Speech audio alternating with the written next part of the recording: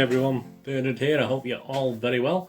Welcome to the Citizen channel, and we have an episode of City Pass as we continue our look at the history of Manchester City. I'm not sure what episode this is now, I'm losing track of all these, but we've looked from 1880, obviously in chunks of 10 seasons, in chunks of 5 seasons, as we get sort of into my time. I was born in 1959, obviously we hit the 60s.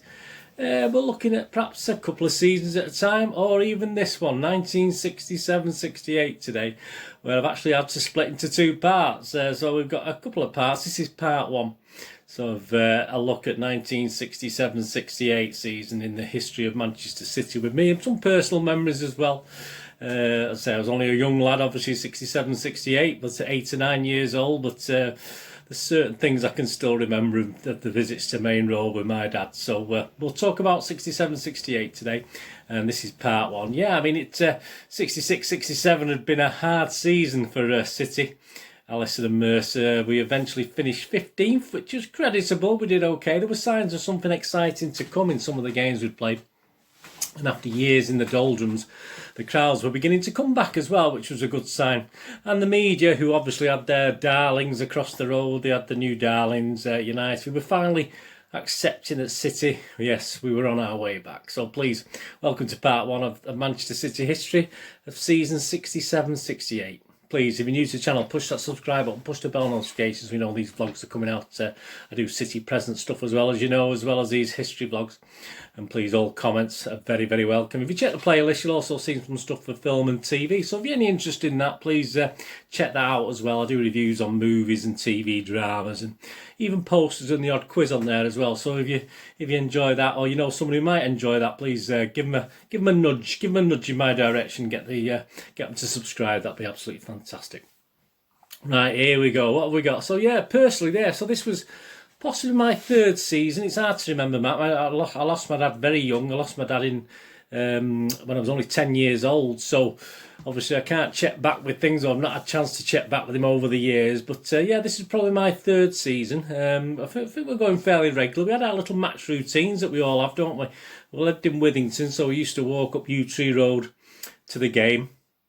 Used to get over that bridge over the railway line. There used to be an old pig farm there in the 60s. It was knocked down, obviously, and turned into a housing estate eventually. But yeah, you crested that hill and you could see Main Road floodlights in the distance and the top of the stands. What a fantastic image! I just wish I had a camera image of that picture. I can sort of picture it in my mind now, looking over at Main Road. You could also get a good view on Plattfields Park. They had a little hill there, and you could stand on the hill at Plattfields Park and also look at the stadium from there with the floodlights. And that was always one of my favourite views as a kid. So yeah, we had our match routines. We used to walk to the game. We didn't own a car in those days in the 60s. It only took about 15-20 minutes up the road there. Obviously it was busy. It used to. So it's funny, isn't it, when you're coming out of the game after the match, it's sort of how the sort of crowds dwindle gradually as you're walking further and further from the ground. You know, it sort of gets to quite a few. When we got to where we were, obviously Yew Tree Road, Maldiff Road West was a junction I used to live on around there. So if you know that at all. Yeah, and we used to walk it, and I used to take my flask, and I'm sure we had a sandwich. We used to go in the Platt Lane stand, so we used to have try and get the same seat. So we used to get there when the gates opened. I mean, I don't remember any massive queues as such as a kid, but they were there, an hour and a half before kickoff, 2 hours before kickoff, whatever time the gates opened.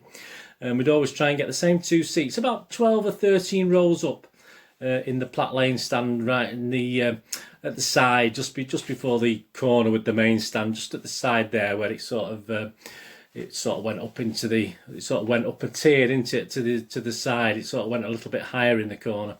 So we used to try and sit in the same spot with those seats that were marked with a little line out. So you had to sit, most of the time it was pay. I don't remember having many ticket games. It was usually pay at the gate, obviously, and going there. So yeah, I do remember that.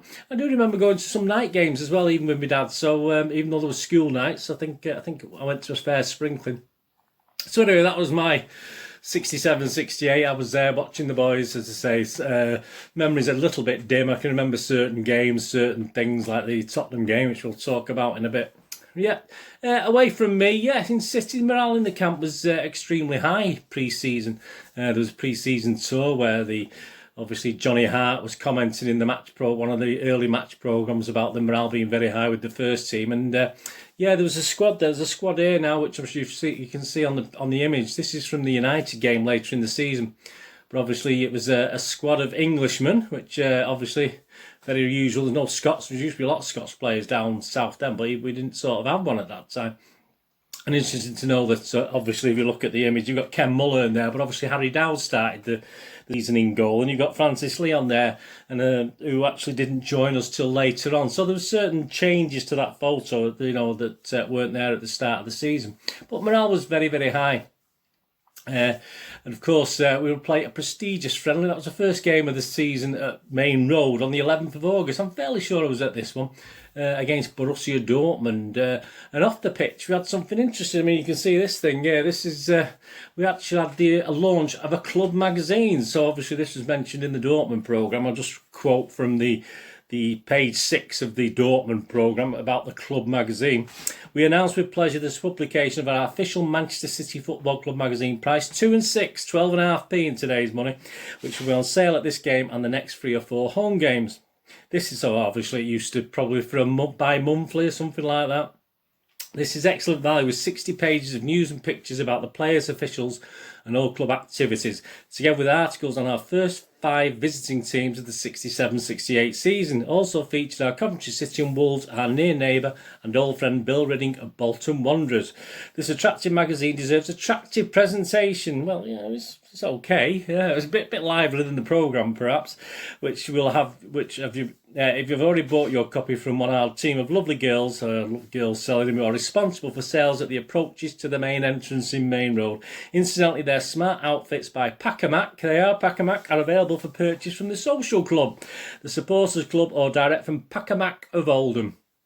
Did you have your Pacamac? These have been especially designed for us and adopted by Manchester City FC as our official supporters outfit. This will certainly brighten up the stands and terraces on rainy winter days, and a sea of blue and white must encourage the team on to greater success. The male supporter is also provided for by jackets for men and caps and sleeves for boys. So there you go, magazine. I'm not sure how many issues there were of it. Obviously, it's had various reincarnations over time, haven't we, with the City magazine, but yeah, I'll have to have a look into that and find out how many there is. And I'll do a special feature on that, I think, at some stage in the future. If you watch my Manchester City history vlogs, obviously it's worth a look through. There's some good stuff in there, some quite interesting stuff as well. Yeah, although he was on this short pre-season tour abroad, skipper Johnny Crossan left the club before the season kicked off. There's actually a piece on him in the magazine, which we'll touch upon again at some stage.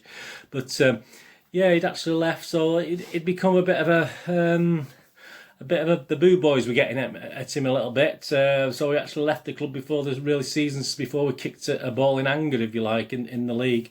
And we did start with a home 0-0 draw against Liverpool on the 19th of August. And Tony Buck, not unusual, put a penalty wide. So there you go against Liverpool. That's nothing ever. More that stays the same. Nothing ever changes, does it? Really, against Liverpool, he had a chance to put City ahead, and he did miss a penalty.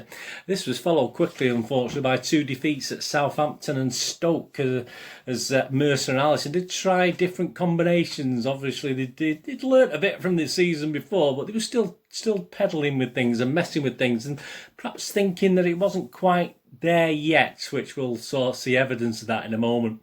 The Stoke defeat 2-0 in the third game led to a bit of a switch with Mr. Mike Summerby, who was played wide on the right at the start of the season. He was moved into centre forward. Yeah, I mean, most of you know that Buzzer used to play centre forward as well. But this change reaped immediate dividends. This is the first run of 5 straight wins in the league, and a League Cup win as well at the time. So 6 games on the trot City won at that time. And even a certain Paul Hinds. There we go, Paul Hinds. I've not heard from Paul Hinds for a while. I have to try and find out what he's up to. He even played after, which Manchester City had caught up with the league leaders during this run.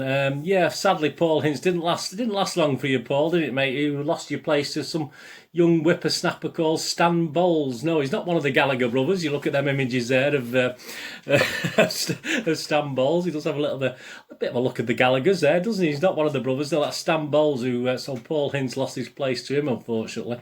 So Stan Bowles came into the frame, and sadly, Mr. Hinds wouldn't feature again for the first team, I don't think, for that season. Off the pitch, we were talking about Mike Summerby, weren't we? He actually opened in early September. He hit the headlines, media headlines, with his boutique on King Street West, of course, with his great mate and partner, George Best. So that was officially opened in front of a whole host of celebrities, including musician, TV presenter Simon D, who's probably not known to many of you who are watching this, Mr. Simon D, but he was reasonably well known at the time. Yeah, I mean, obviously the season had kicked off, but our first real transfer business of the season brought goalkeeper Ken Mulhern, who we talked about, was there, obviously the image, from Stockport County on the 21st of September. And that deal involved another goalkeeper I watched as a young lad, backup goalkeeper Alan Ogley, moving in the opposite direction to Stockport County. So apparently City had also made a bid for another keeper. I think you might know this keeper. I think they'd made a bid unsuccessfully for a certain Gordon Banks at the time. So instead of Mr. Mulhern, we may have got Gordon Banks. Hey, would it have... Could it have been any better? I mean, not really. Wouldn't have been much better, surely, could it? But you never know. But yeah, apparently we had a bid turned down for Gordon Banks. Harry Dowd kept goal in the next match, even though Mulhern had turned up a 1-0 defeat at Arsenal, which sadly broke this run of 6 wins and ended the unbeaten run. That was on September the 19th. Well, then, sadly, as these things happen, Harry Dowd dislocated a finger, prompting a debut for Mr. Mulhern, Ken Mulhern, in the season's first Manchester derby on the 30th of September. Apparently, Mr. Mulhern, Ken Mulhern, was so nervous, Alisson had to lock him in a medical room until he calmed down. So, it wasn't the greatest, was it?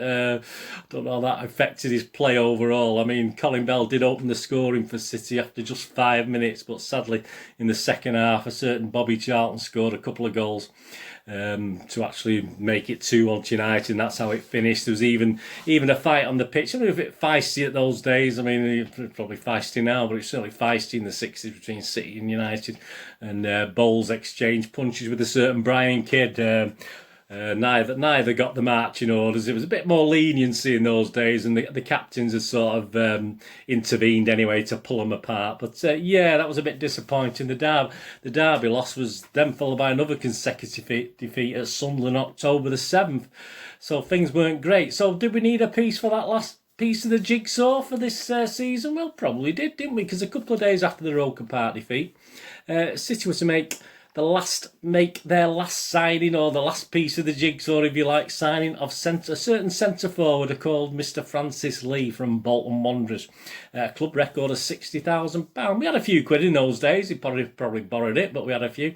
During negotiations, Mercer's actually stated to Lee that we feel that we've got the start of a good side, not a great side, a good side. We are just one player short, and we think you are that player. You know how to sort of soften up a guy, don't you? But so yeah, Mr. Lee joined us, made his debut in a 2-0 win at home to Wolverhampton Wanderers on the 14th of October from goals from Neil Young and Mr. Doyle. Mike Doyle, who used to weigh in with quite a few goals in those days.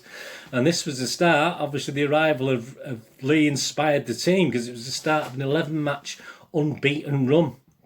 And Lee would score his first goal in the next match at Fulham on 21st of October, which led to a bit of confusion with the press there. I mean, there's an image there, and perhaps because they're not wet through, but yeah, apparently the journals at Fulham that day had a bit of difficulty identifying a soaked Francis Lee from a soaked Tony Coleman. So yeah, I've had a similar problem on that picture, haven't I? But it's hard to imagine they could get it wrong, but obviously it's going to be a bit dark and wet and miserable, so it's probably easy to confuse the two, wasn't it? But that was quite interesting. They got them mixed up. A tight home game, excuse me, versus Leeds on the 28th of October ended in a 1-0 win with a Colin Bell goal. Got some great action images popping up there with Summerby and Mulhern in action. Dave Connor scored in a 1-1 draw with Everton on November the 4th at Goodison. Yeah, Dave Connor sort of one of the forgotten guys, wasn't he, Dave Connor? He wasn't a total regular, but he was there on the fringes and doing his bit to when we did get injuries, which never seemed to be that often, did it, in those days? We seemed to play the same 11 most weeks, but it wasn't always like that. We used to play players who were injured, that was the thing. A week later, City faced Leicester at home with the wonderful Peter Shilton in goal. Yeah, and we just happened to beat them 6-0, but I'm sure Mr. Shilton soon forgot that. So the fantastic Mr. Shilton got 6 unanswered goals put past him, so that was quite interesting. And during this spell, I mean, it's funny, isn't it? We went on this 11-match unbeaten run, but I mean, how much was this? There was the media trying to stir things up. I'm not too sure. It perhaps wasn't quite the same, but it probably was. There was first real sign of a tiny crack appearing in the Mercer-Allison partnership as well, because rumours abounded that Allison would go to Coventry City as manager. And it was thought too that only to stay at City, he was intimated, or Mercer had him to one side and sort of said that he would at some stage, not this season perhaps, but in the very near future, would stand aside at Main Road and obviously allow Malcolm Allison to take over. And obviously this would have repercussions later, obviously for City as a team, and for Allison and Mercer in years to come, which we'll obviously get to when we do those appropriate seasons. I mean, it is strange that those rumours did start when City were on a great run, wasn't it? But perhaps as I said before, nothing really changes, does it, over time? All the same things happen. So obviously with Allison placated for now, City approached December on this great run, and of course on the 9th of December, which is the last game we're going to talk about in part 1 of this look at 67-68, they welcomed Tottenham, didn't they, to Main Road. Tottenham Hotspur, the wonderful Tottenham Hotspur, led by Mr. Jimmy Greaves up front. I was there that day. We lay third, City lay third, after a draw at Hillsborough against Sheffield Wednesday. I think there's some great images there of Hillsborough in the background and Sheffield Wednesday. Oakes was the scorer that day. I mean, yeah, the defenders used to weigh in with quite a few goals. Doyle, Oakes, Pardo, they used to, Tony Buck perhaps not as prolific as the other guys, but the defenders did weigh in with quite a few goals. But obviously we were actually winning that until injury time, and there was a Sheffield Wednesday equaliser in injury time, so that was a bit, that sort of ruined it a little bit, took a bit of the gloss off. But this match, yeah, I mean, obviously I'm not going into great detail today about it. The information's out there. We all know about it. It was televised on Match of the Day. I think it was the only City game televised on Match of the Day that season. I think they were a bit more even-handed with spreading the games about when they did have the games on BBC in those days. As the teams came out onto a snowy, icy, frozen pitch, commentator Kenneth Wolstenholme called the Manchester City team the most exciting team in England, aided by a modification to the studs on their boots, apparently suggesting Mr. Tony Buck. I'm not sure they got the files out and filed them down. I'm not sure if the refs checked the boots then, but City produced, of course, one of their best footballing performances in history. One Spurs player was quoted as saying, "It was extraordinary. City moved like Olympic speed skaters while we were falling around like clowns on a skid patch." Well, Tottenham have done that many times, haven't they? Yeah, I mean, I was lucky enough to be there that day. Of course, it became known and synonymous as the Ballet on Ice. We still have grainy highlights available, of course, on YouTube. One or two sites have that on that you can watch, and it is well worth the watch, even though it is a little bit grainy. And I may do, if you've seen any of my moments in time videos, I've started to do a little back in time watch along, so I might even do a little back in time watch along on that game one day in the future, so keep your eyes out for that. Yeah, referee was a D.W. Smith, who I don't remember particularly well. Inspected the pitch twice before declaring it fit for play. Well, I mean, was it really fit for play? But we used to get it done, didn't we? A crowd of 35,792. So me and my dad were the two, obviously, 792. Obviously, we went 1-0 down, as I said, to the aforementioned Mr. Jimmy Greaves with one of his first touches of the ball, who tapped in a deflected free kick on just 6 minutes. So it didn't look very well. It didn't bode well, did it? However, after some pinball in the box, a certain Colin Bell levelled just over 10 minutes later.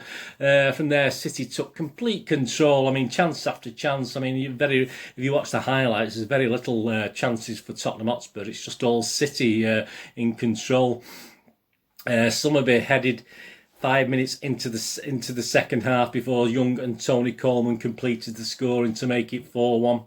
So there you go, fantastic game. I don't remember anything particularly about the game. I'm sure I was there, and as I say, to witness that, because it was a normal day, it was a normal kick-off time.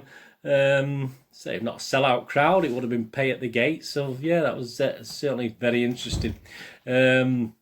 So a 4-1 victory to Manchester City. So that's where we're going to end it today. Yeah, we're actually that was taking us up to near the top of the table again. Not quite top. We never really went top that season. We always seemed to get near second, third, and then obviously we'd sort of be a bit inconsistent and drop down a little bit. So yeah, we'll start with how the table's looking at the start of part 2 as we approach Christmas 1967, of course.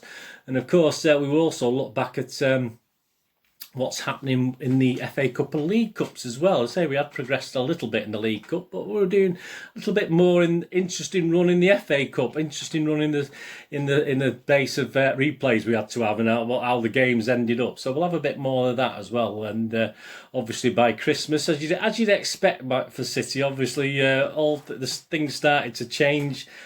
For the worst, to be honest with you. We had a couple of very disappointings by a team in the Midlands, the Baggies. We didn't do very well we used to play teams sort of home and away very quickly around Christmas and Boxing Day, etc. And our two games with West Bromwich Albion sort of put a bit of a dint in our title challenge. But of course we'll have more of that, and of course the nail-biting close to the 67-68 season in part 2 of this. So please check back for that. Please check my links on screen. Follow and friend me on Facebook and Twitter. I do follow and friend everyone back on there within a couple of days. And if you do get a chance to check out my personal website, I do sell old and rare DVDs, movie posters from the 1990s and 2000s when I used to have a video shop in Manchester, and some board games on there as well. So if you get a chance to look at moviegamenostalgia.com, that'd be most appreciated. But there you go, that's fantastic. Anyway, thanks for watching today. I hope you enjoyed part 1. As I said, please keep your eye out for part 2, which will be available in the coming, probably within a couple of weeks of this. So if you enjoyed part 1, join me for part 2. Anyway, thanks for watching. What we're going to do the rest of the day, have a great one. Look after yourselves, look after your friends, look after your families. More importantly, let's all look after each other. Until we meet again here on the Citizen channel on a City Pastoral, or perhaps you'll flit over to my film and TV channel to have a look at that as well. All I can ask is please stay safe, Blues. Bird is saying goodbye for now.